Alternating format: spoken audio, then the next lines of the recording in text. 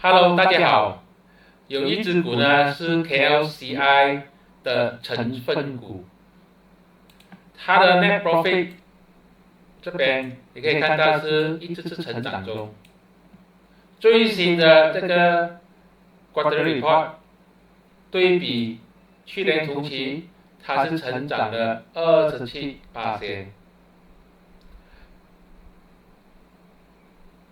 Revenue 也是一直在增加中，基本上是非常的漂亮的。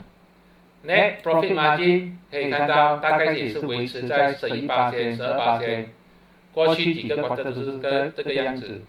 ROE 大概是在8%、9%左右，是一个很不错的基本面数据。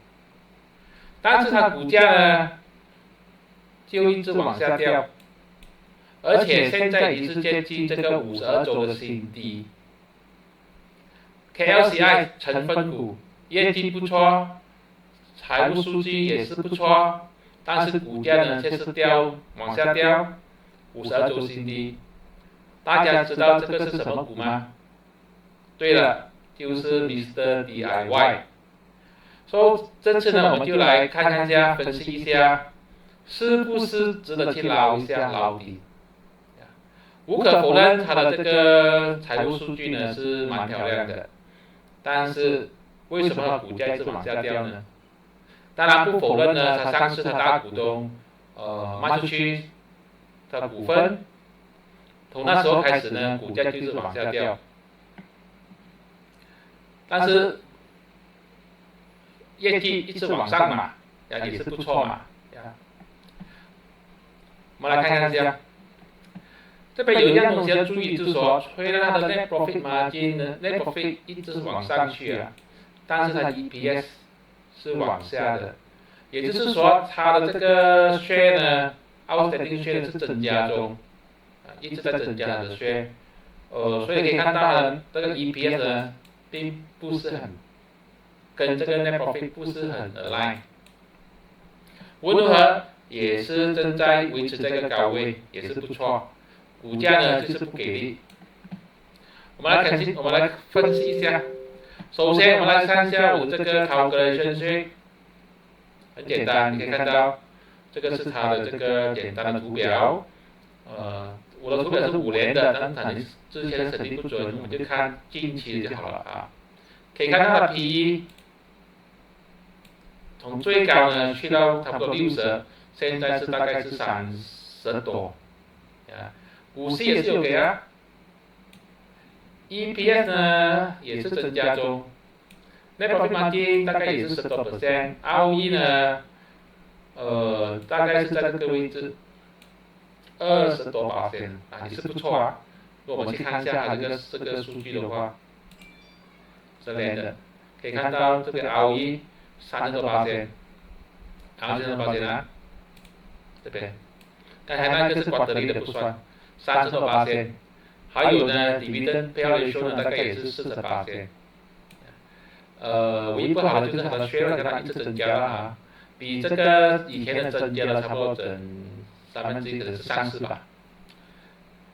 它唯一不好的地方，我个人认为，它的这个 net profit margin 11、12%，ROE 是非常的高。所以呢，市场上呢就给它一个比较高的这个 PE， 可以看到的 PE， 过去呢大概是40左右，40，现在呢已经是带到差不多整29了，29。但是如果你去拿它的平均的话，大概是40。这样股价为什么跌呢？我个人认为很大机会是它以前是高估了。就是它以前在它股价很高的时候是有点高估，因为对这个行业来讲呢，我觉得你怎么可以值得有这个 PE 是这个 PE 呢？我是有点奇怪啦，我是肯定是不会进去的，因为4的 PE 的话是太高了，现在也要30，对我来讲这个这种行业也是太高，所以我们看看它这个calculation。如果根据它这个 forecast， 它去年呢上个 quarter 呢是做了成长了27%，我们把它放上去啊。今天的这个股价是 1.57，PE 是 24.65。如果我们把这个 PE 呢转成 37.61 的话，它就值得2.4块。如果你只是看数字，很盲目的去相信它的 average 用它的这个 average PE 37来算的话，你可能不小心就买到它2.4块了。你觉得今天买入的 1.57 有机会上到2.4块啊？但是我们要明白一件事情 ，PE 37.61合理吗？对这种行业来讲合理吗？你问我的话，老实讲啊，我是觉得非常不合理的。这种行业我最多是给你 PE 28的，20老实讲我都觉得是有点多。20的话多少钱？快3000，现在股价快6000，快3000。这个我觉得它为什么一直在下跌的原因，就是以前市场觉得它高估，现在又有经济不好、经济衰退的这种因素，是很危险的。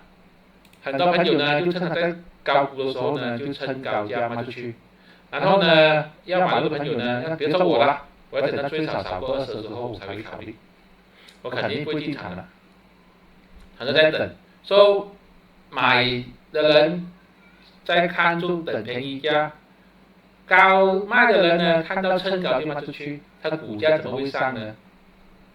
对不对？这个我是觉得是它为什么在下的原因。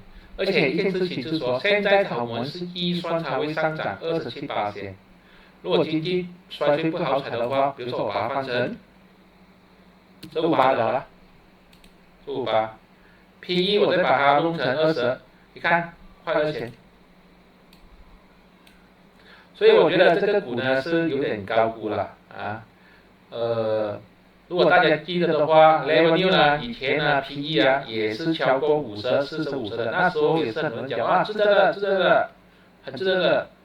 最后怎样？最后大家知道它现在大跌，跌得不像样。高 PE 的股呢，可能在某个时候呢有这个主题，有很多人看好，很多人去推，硬的把它推上去。但是当它的这个经济不好、业绩不好，或者说市场觉得它比较高估的时候，它就会杀下来。你看这个 Mr. DIY， 它业绩是缅甸啊，没有下跌啊，而且有点成长，27%，但是股价还是继续往下掉。我觉得这个就是原因。如果一不小心它的成长变成15%，市场认为它不值得这么高 PE， 给它20 PE， 股价就跌到1块钱左右。所以我宁愿等到它可能有 PE 少个20之后再考虑吧。当然这个都是我的个人看法，一些分享我的看法跟这些怎么去做估值的这些想法。如果你也是想我去分析其他的股的话，就在留言区里面写上股名给我知道一下。最好是一些有基本面的股啦，没有基本面的股的话，就看技术分析就好了。然后呢，如果你觉得这个对你有帮助的话，就在留言区写上1就好了，1，不错，1我就知道了。这样呢，就鼓励我制造更多的视频，来向大家分享这些知识。当然，记得要订阅我的频道，帮我 like， 帮我 share， 这个会鼓励我继续制造。这些都是我的个人看法，并没有任何买卖建议。谢谢大家。